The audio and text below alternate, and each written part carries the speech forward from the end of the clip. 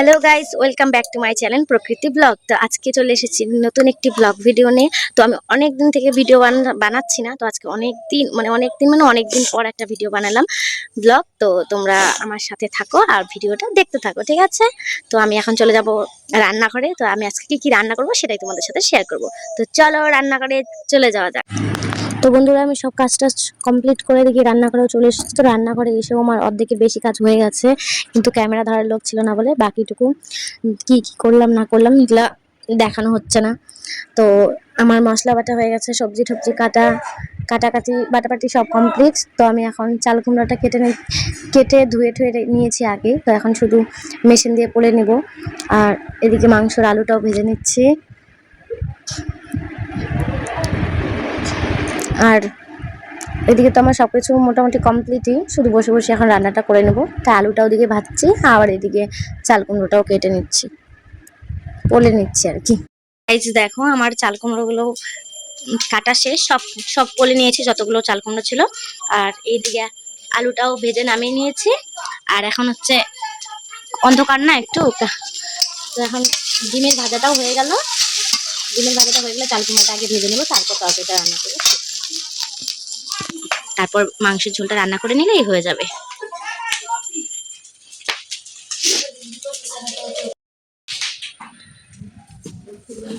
তো আমি এখন চাল কুমড়োটা ভেজে নেব। তো চাল কুমড়োটা ভাজার জন্য আমি দিব একটু কালো জিরা,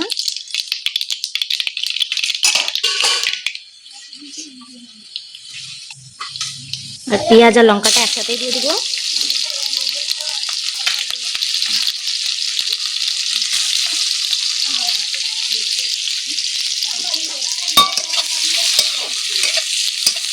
চাল কুমড়োতে না কালো জিরা ফোড়ন দিলে চাল কুমড়ো ভাজাটা মানে আলাদাই একটা টেস্ট।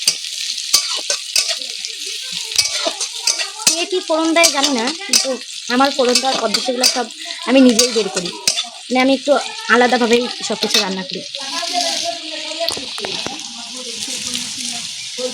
অ্যাকচুয়ালি কি বলতো, নিজের হাতে ক্যামেরা ধরে একা একাই সব কিছু করতে একটু অসুবিধাই হয়। পেঁয়াজ লঙ্কাটা ভাজা হয়ে গেছে, আমি এখন চাল কুমড়োটা দিয়ে দিব।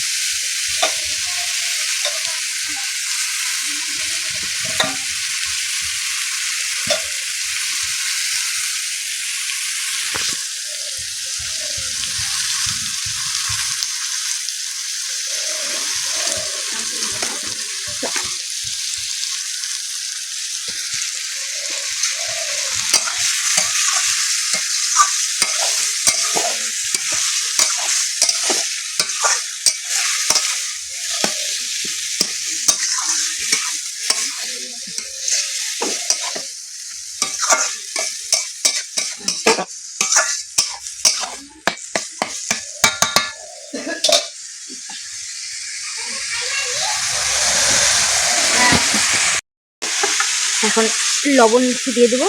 লবণ একটু কমই দেবো, কারণ আগেও লবণ দিয়ে একটু দলা হয়েছিল চাল কুমড়োটা, সেজন্য লবণটা একটু কমই দিলাম। হলুদও দিয়ে দেবো অল্প, কারণ বেশি হলুদ দিলে কালার যেমন তেমন, কিন্তু হলুদের গন্ধ করলে সেই জিনিসটা খেতে ভালো লাগে না। সেজন্য হলুদ সবসময় একটু কমই দেওয়া উচিত।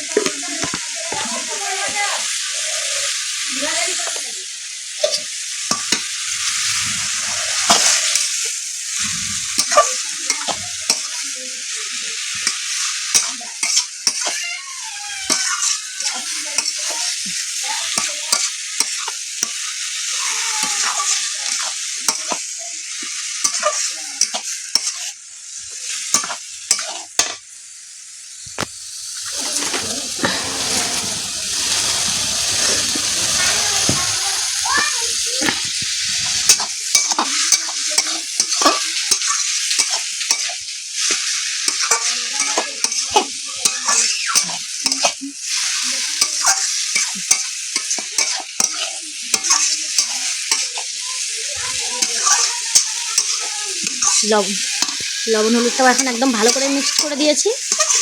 এখন একটু ঢেকে দিব। ঢেকে দিলে কি হবে, তাড়াতাড়ি হয়ে যাবে ভাজাটা। বন্ধুরা দেখো, লবণ দিয়ে ডলে নেওয়ার কারণে একদম চাল কুমড়ো ভাজাটা একদম জল ওঠেনি, খুব তাড়াতাড়ি চাল কুমড়োটা ভাজা হয়ে গেল। এদিকে আমার চাল কুমড়োটা ভাজা আরেকটু বাকি আছে, এখনো হয়নি। তো এইটুকু হতে হতে এদিকে আমি মাংসটা ধুয়ে নিই। এটা তো আমি আগে থেকে ধুয়ে রেডি করে রেখেছি। এখন মাংসটা একদম সবকিছু মশলা টশলা দিয়ে পেঁয়াজ টিয়াজ আলু ঠালু সবই নিচে এখানটায় গামলার মধ্যে মেখে নেবো সবকিছু দিয়ে দিয়ে তারপর রেডি করে নিয়ে তারপর মাংসটা রান্না করবো। তো ওদিকে চাল কুমড়া ভাজাটা হতে হতে এদিকে মাংসটা একদম পুরো রেডি করে নেব। তো আমার তো এখন দুটো হাতে বন্ধ থাকবে, সেজন্য আমি একজন ক্যামেরাম্যান ডেকে নিচ্ছি, কারণ কেউ ক্যামেরাটা না ধরলে তো আমি সবকিছু তুলতে পারবো না। তো বন্ধুরা, আমি মাংসটা ধুয়ে রেখে দিয়েছিলাম, তো এখন আমি এগুলো সব দিয়ে দেবো। সব দিয়ে একদম মশলাতে আমার যা যা দরকার ছিল, আদা রসুন পেঁয়াজ টিয়াজ সব বেটে রেখেছি একদম। তো সব কিছু রেডি, শুধু এখন ওটাকে ভালো করে মাখবো। তো আগে আমি এগুলো দিয়ে নেবো, আলু ঠালু সব। তো আলুগুলো তো আমি আগেই ভেজে নিয়েছি সব।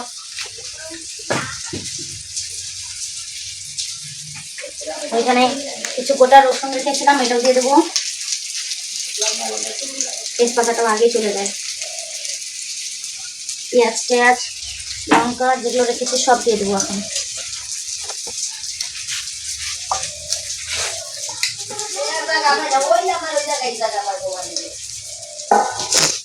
মশলাটাও দিয়ে দেবো একদম, এখানে সব কিছুই আছে।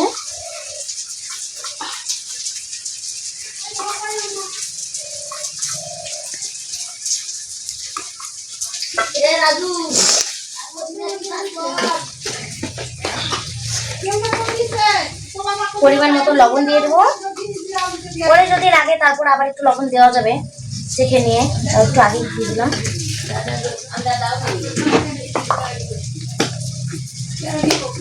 জায়গায় পিছায় মাংসটার মধ্যে ধরো না।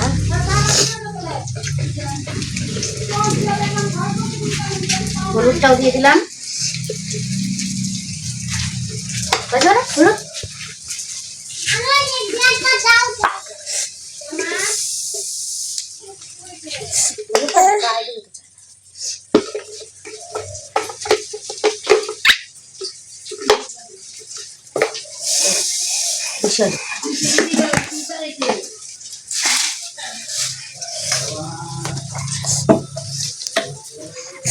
এখন একটু তেলও নিয়ে নেবো কষানোর জন্য।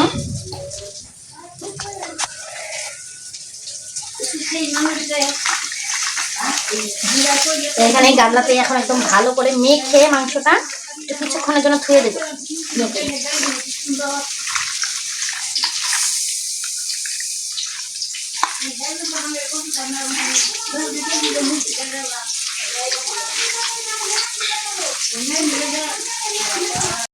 তো বন্ধুরা, মাংসটা সবাই রান্না করে, কিন্তু সবাই নিজের নিজের মতো করে রান্না করে।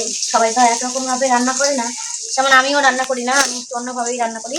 আমি সবকিছু আগেই একদম মেখে টেখে সবকিছু রেডি করে রাখি, তারপর শুধু মাংসটা চড়িয়ে দিই, তাহলে আর বেশিক্ষণ সময় লাগে না, তাড়াতাড়ি হয়ে যায়। তো এখন মেখে নিলাম পুরো ভালো করে, এখন এটাকে একটু ঢেকে রাখবো। তো গাইস, আমার চাল কুমড়ো ভাজাটা হয়ে গেছে, এখন মাংসটা চড়িয়ে দেবো।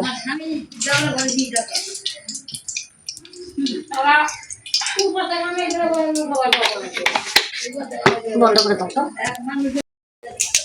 তো আমি তো সবকিছু মাংসটা আগেই মেখে নিয়েছি, এখন শুধু তেজপাতাটা সম্বাদ দিয়ে দেবো।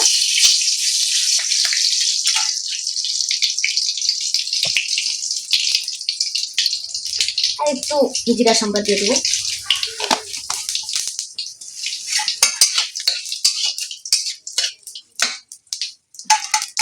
আর কষিয়ে রাখা মাংসটা 10-15 মিনিটের মতো কষিয়ে রেখেছিলাম, এখন এটা দিয়ে দেবো।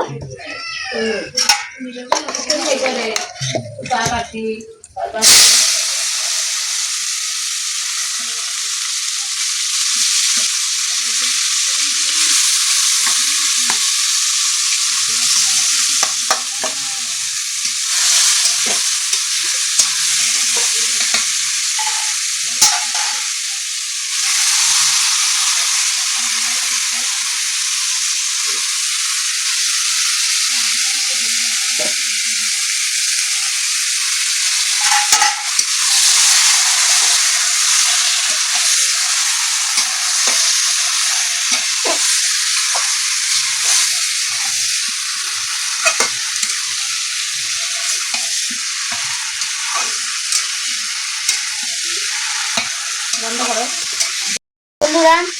আমি এখন মাছটাকে একটু ভালো করে নাড়াচাড়া দিয়ে নিয়ে মাছটাকে ঢেকে দেবো। ঢেকে দিলে তাড়াতাড়ি মাছটা সেদ্ধ হয়ে যাবে।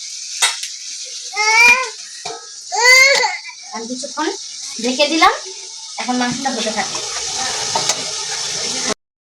অনেকক্ষণ মাংসটা ঢেকে দিয়েছি, তো এখন একটু দেখবো যে কতটুকু হলো।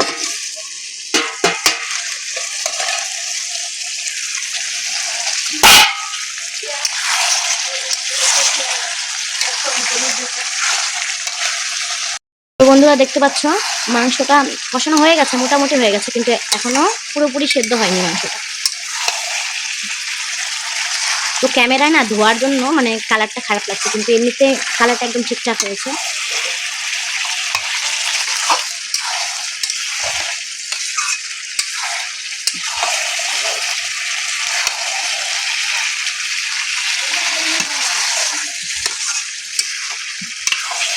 তো সম্পূর্ণ এখনো হয়নি, তো আরেকটু ঢেকে দিতে হবে।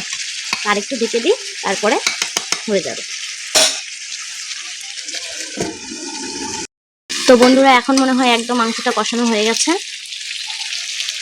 হ্যাঁ, এখন একদম সুন্দর মতো মাংসটা কষানো হয়ে গেছে, যেরকমটা দরকার ছিল একদম সুন্দর কষানো হয়ে গেছে। এখন শুধু পরিমাণ মতো ঝোলটা দিয়ে দেবো, হয়ে যাবে।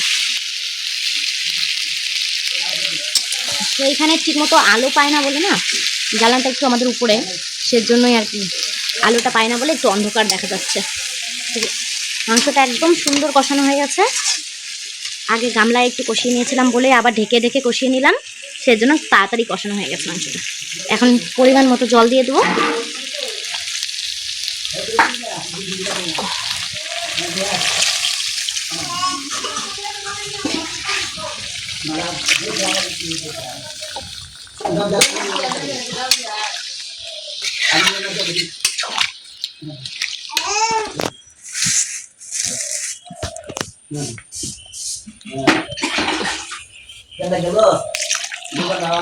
তো আমাদের একটু মাংস ঝোলটা একটু পাতলাই করতে হয়, কারণ হচ্ছে লোক আমাদের বাড়িতে একটু বেশি, তো হালকা একটু পাতলাই করতে হবে, কারণ বেশি ঘন তরকারি আমাদের বাড়িতে অত পছন্দ করে না।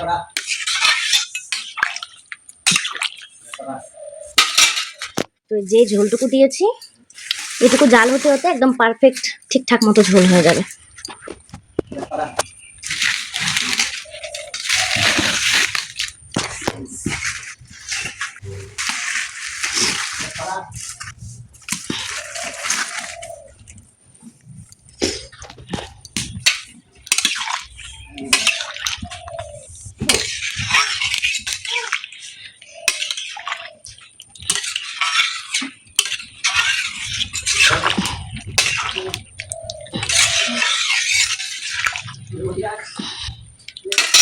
তো এখন তরকারিটাকে ঝোলটাকে জাল হতে দেবো, ব্যাস তাহলেই আমার রান্না কমপ্লিট।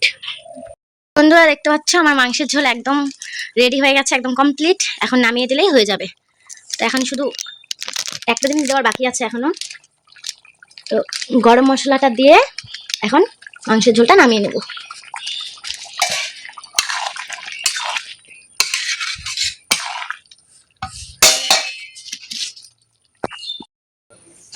তো বন্ধুরা এই যে আমার রান্না বাড়া কমপ্লিট একদম। তো কিছু কিছু জিনিস ঘরে চলে গেছে, কারণ সবাই খেতে বসে গেছে, রান্তে রান্তে দেরি হয়ে যায় একা একা। তো শাশুড়ি মা সবাইকে খাবার দিচ্ছে। তো তো বন্ধুরা আমি আজকে কি করলাম, কি কি রান্না করলাম তাই তোমাদের সাথে শেয়ার করলাম। তো ভিডিওটি যদি ভালো লেগে থাকে লাইক কমেন্ট করে পাশে থাকবেন, আর আমার ভিডিও প্রতিনিয়ত দেখার জন্য আমার চ্যানেলটিকে সাবস্ক্রাইব করে দেবেন। তো সবাই সুস্থ থাকবেন, ভালো থাকবেন, টাটা বাই।